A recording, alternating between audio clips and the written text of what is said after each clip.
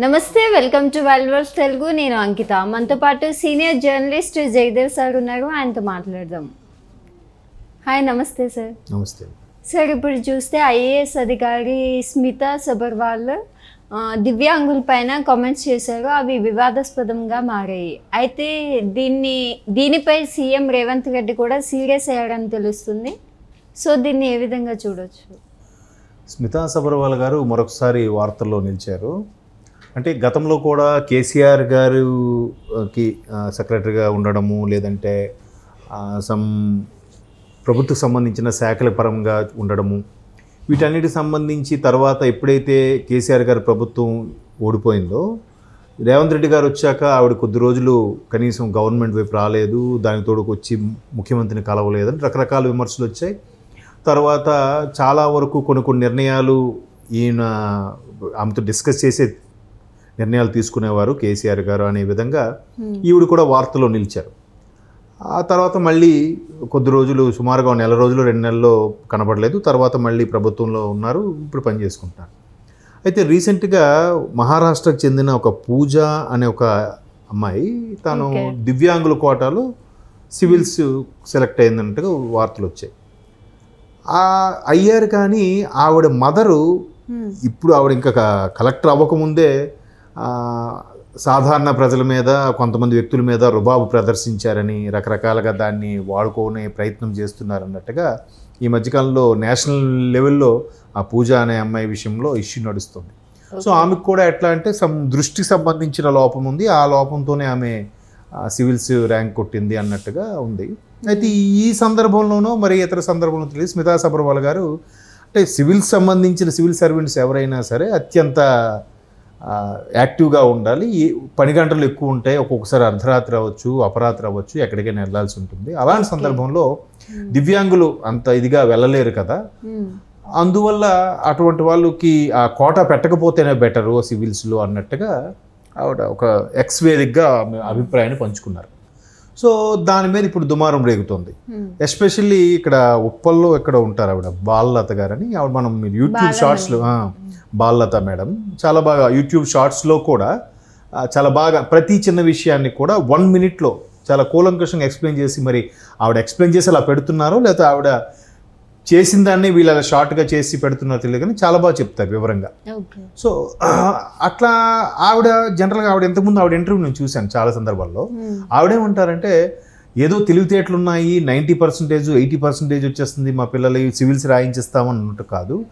సమాజం పట్ల అవగాహన, సమాజం మీద ఎవరికైతే ఇంట్రెస్ట్, దీన్ని నేను సివిల్స్లోకి వెళ్తే నా వంతు ప్రయత్నంగా సమాజానికి తోడ్పడతాను, ప్రజలకి ఏదైనా ఉపయోగపడతాను అన్న థాట్ ఉన్న వాళ్ళకి, సామాజిక దృక్పథం ఉన్న వాళ్ళకి ఇటువంటి ప్రోత్సాహిస్తే సివిల్స్ వైపు వెళ్తే వాళ్ళు సెలెక్ట్ అవుతారండి.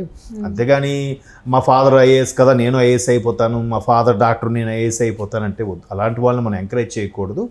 అంటే ఆవిడ చెప్పిన మంచి యాంగిల్ చెప్పారు, అంతే కదా. సమాజం కోసము, ప్రజల కోసము, సొసైటీలో మార్పుల కోసం ఎవరైతే పరితపిస్తారో వాళ్ళకి ఎంకరేజ్ చేస్తే అటువంటి వాళ్ళు సివిల్ సర్వెంట్స్గా, కలెక్టర్లుగా, లేదంటే ఐపీఎస్ గానో ఐఆర్ఎస్లు గానో అయితే మంచి సొసైటీకి మంచి గుర్తింపు వస్తుంది, సొసైటీలో చాలా చేంజెస్ కూడా వస్తాయని ఆవిడ అభిప్రాయం. అంత మంచి అభిప్రాయం ఉన్న ఆవిడ ఇట్లాంటి వ్యాఖ్యలను ఎలా యాక్సెప్ట్ చేయగలదు? ఇప్పుడు పరిపాలనకి, అడ్మినిస్ట్రేషన్కి శరీరం అంత అందంగా ఉండాల్సిన పని లేదు, అలాగని ప్రతి అవయవం కూడా కండిషన్లో ఉండాల్సిన అవసరం లేదు.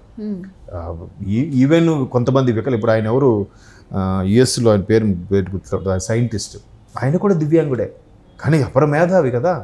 సో మేధావితనానికి, వర్కింగ్ స్కిల్స్కి, అడ్మినిస్ట్రేషన్ స్కిల్స్కి దీనికి సంబంధం లేదు అనేది ఆవిడ అభిప్రాయం. ఆవిడే కాదు, చాలామంది మేధావులు కూడా అదే ఉంటున్నారు. ఇప్పుడు రేవంత్ రెడ్డి గారు కూడా ఈ విషయంలో ఈవిడ ఎందుకు అలా కామెంట్ చేసింది, తెలంగాణ ప్రభుత్వం దీనిపై చర్యలు తీసుకోదా, తెలంగాణ ప్రభుత్వంలోనే ఆవిడ ఒక అధికారి కాబట్టి ఆవిడ ఇలా వ్యాఖ్యలు ఎందుకు చేశారనే దాని మీద ఆవిడ తిరిగి ప్రభుత్వం మీదకి వెళ్తుంది. ఇప్పుడు ఏ అధికారి చేసినా, ఎక్కడే చిన్న లొల్లి జరిగినా, ఏ గొడవ జరిగినా ఆ ప్రభుత్వం సరిగా పట్టించుకోవట్లేదు, ఆ పోలీసులు సరిగ్గా స్పందించట్లేదు అన్నట్టుగా ఆవిడ తిరిగి ప్రభుత్వం మీద నెట్టేస్తూ ఉంటారు. ప్రతిపక్షాలు అలాగే మాట్లాడతారు, చాలామంది కూడా వీళ్ళు సరిగ్గా పట్టించుకోలేదబ్బా అన్నట్టుగా ఉంటుంది.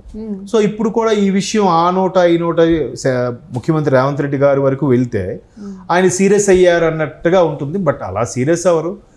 అట్లాంటి స్టేట్మెంట్లు ఇవ్వద్దు అని ఏదో చెప్తారు. ఓకే. ఎందుకంటే ఈవిడ చిన్న పర్సన్ ఏం కాదు, సివిల్ సర్వెంట్.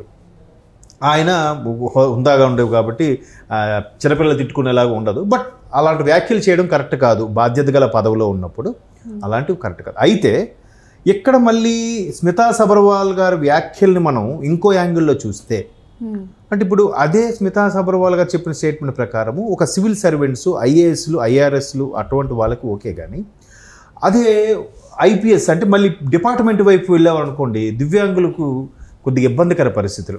ఏ రాత్రప్పుడు ఎక్కడికైనా ఇంపార్టెంట్ ఆపరేషన్స్కి బట్టి వెళ్ళాలంటే వెళ్ళలేరు అనే ఉద్దేశంలో మేబీ ఆవిడ అనుండొచ్చు. కానీ ఇప్పుడు కొన్ని అభిప్రాయాలు వాస్తవంగా ఉంటాయమ్మా, కానీ అవి అందరిగా బాధ్యతగా ఉన్నప్పుడు బయటికి స్టేట్మెంట్ ఇవ్వడానికి వీల్లేదు, ఇవ్వకూడదు. భారతదేశంలో రిజర్వేషన్లు వద్దు, అసలు ఉండడానికి వీల్లేదు, అప్పుడే అసలు ఒరిజినల్ టాలెంట్ అంతా బయటకు వస్తుంది అనేది చాలామందికి అభిప్రాయం ఉంది. బట్ రిజర్వేషన్లు ఇమ్మీడియట్గా రద్దు చేయండి అని చెప్పి ఎవరు చెప్పలేరుగా. చెప్తే వెంటనే వాళ్ళు కూడా ఇలాంటి ఎలిగేషన్స్ ఎన్నుకుంటారు. కొన్ని సందర్భాల్లోనే అది దివ్యాంగులకు అలాంటి విషయాల్లో యాక్టివ్గా చేయలేరు, కానీ బట్ అన్ని విషయాలుగా చేయగలరు అన్నట్టుగా ఇవిడ మాట్లాడాలి. ఇంకోటి దివ్యాంగుల గురించి సందర్భోచితంగా చెప్తున్నాను, వాళ్ళు దివ్యాంగులు మనం అనుకుంటాం కాబట్టి భగవంతుడు అక్కడ దివ్యాంగులుగా ఒక లోపం పెట్టాడంటే దృష్టిపరంగా, ఆలోచన పరంగా సాధారణ మనుషుల కన్నా రెట్టింపు సంఖ్యలో వాళ్ళకి నాలెడ్జ్ ఇస్తాడు. మీరు ఎప్పుడైనా అబ్జర్వ్ చేయండి, ఒక హ్యాండిక్యాప్డ్ కానీ ఒక దివ్యాంగులు కానీ వాళ్ళని చూస్తే అరే ఎంత చాలా బాగుంటుంది, అరే ఎంత షార్ప్గా ఆలోచిస్తున్నాడే, అరే చాలా బాగా చేస్తున్నాడే అనిపిస్తుంది. అంటే అది ప్రకృతి ధర్మమో లేదా భగవంతుడు సృష్టి అలా కల్పించబడిందో తెలియదు, కానీ వాడికి భగవంతుడు ఒక దగ్గర ఆ లోపం పెట్టాడంటే మిగతా అవన్నీ డబల్ ఇస్తాడు వాడు. ఇప్పుడు ఫర్ ఎగ్జాంపుల్ ఎవరికో దృష్టి లోపం ఇచ్చాడు అనుకోండి, మిగతా అన్ని అవయవాలు కూడా షార్ప్గా డబుల్ ట్రిబుల్లో పనిచేస్తూ ఉంటాయి. అది నిజంగా hats off to creation, god's creation. Science వాళ్ళ నమ్మరు అనుకోండి దేవుడు క్రియేషన్ అంటే. సో దివ్యాంగులను కూడా తక్కువ అంచనా వేయడానికి వీలు లేదు. చాలా నా మిత్రుడు ఒకడు ఉండేవాడు నా క్లాస్లో, పాపం 2 కాళ్ళు చచ్చిపడిపోయాయి. బట్ తనకుండి ఈ హ్యాండ్స్ పవరు మేము 2 కాళ్ళు 2 చేతులతో చేయలేని కూడా ఆయన చేసేసేవాడు. చాలా అద్భుతం. ఆయన బాగా చదివేవాడు. మ్యాథ్స్ కూడా మాస్టర్ బోర్డు మీద రాస్తే చకచక రాసి అరే ఇగట్రా అక్కడికి వెళ్ళి ఏం చేస్తావు, ఇక్కడ చూసి రాసుకో, ఇదే రాస్తా చూడనేవాడు. అంత అంటే నేను సినిమాలో చూపించినట్టు అనమాట. అట్లా చాలా మేధావులు ఉన్నారు. అయితే ఇక్కడ ఒక బాధ్యత గల ఐఏఎస్ ఆఫీసర్ అయ్యుండి అంత పదవిలో ఉండి అట్లాంటి సిల్లీ కామెంట్స్, చిన్న కామెంట్స్ నలుగురిలో చేయకూడదు.